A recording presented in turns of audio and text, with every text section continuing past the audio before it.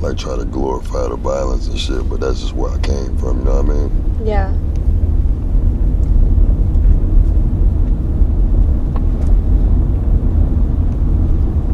But like besides all that shit, you know, it's a beautiful city at the end of the day, you know? Yeah. Kind of the same way you feel about Denver. That's how I feel about Pontiac. You know how you keep telling me like facts and shit about it. Mm-hmm. That's what I like doing about like Pontiac and shit. Have you ever like been there like recently? The last time I was in Pontiac was maybe like 8 months ago, some shit like that. Wait, do you still like? Is your family still out there? Yeah, I still got family out there for sure.